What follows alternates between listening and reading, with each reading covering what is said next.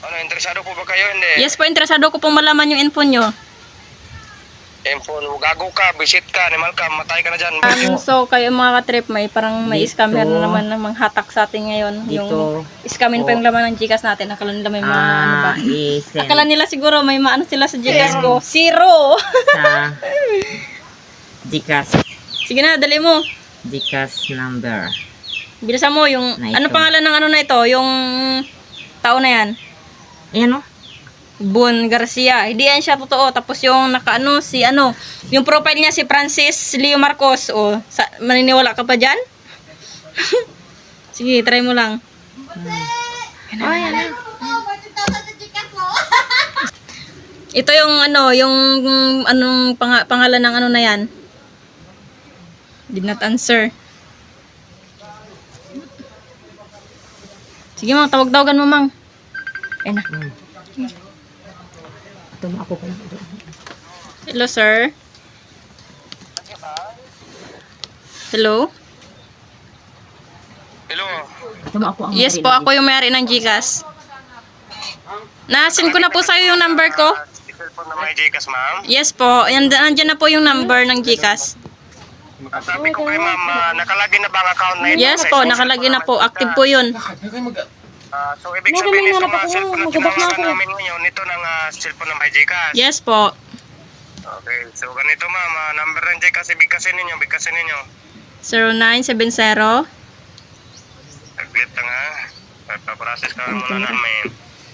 Taga saan po ba kayo ma'am? Kayo po bang anak ni ma'am ano? Pat? Yes, sir. Okay, number 0970 09 3636 3636 768. 768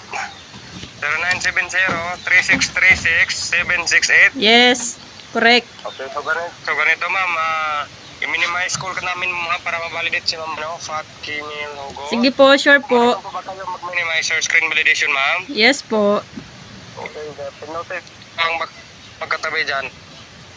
Start now and minimize. Dalawa lang kami, dalawa lang. Pinutin mo yung dalawang box na magkatabi.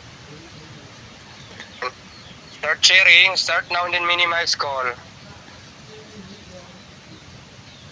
Afternoon. Yes, afternoon. Sundin ma'am ang sinasabi ko sa inyo. Pinutin ang dalawang box na magkatabi. Tapos, Start sharing, start now and then minimize call ninyo. Nagawa ko naman.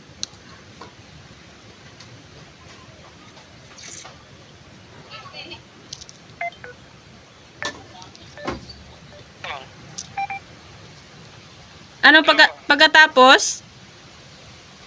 Start sharing ninyo. Pag napindot ang dalawang box na magkatabi, start sharing, start now and then minimize call ninyo. Napindot na? Okay, napindot na po. Start na. Magsabi ka ng totoo ma'am ha? Yes po. Para sa pangalan nyo po, sir. Ano pangalan nyo? Sir, tanong ko lang, sir. Ano pangalan nyo, sir? Bon Garcia nga ito ma'am. Taga saan ka po? Tataka po kayo? Anong taga saan? Gago ka? Ikaw ang taga saan? Hindi nga po. Para alam ko rin po kung saan nanggaling yung sender. Ano, interesado po ba kayo? Hindi. Yes po, interesado ko pong malaman yung info nyo. Info, gago ka, visit ka, animal ka, matay ka na dyan, visit ka. Ay, scammer! Gago na!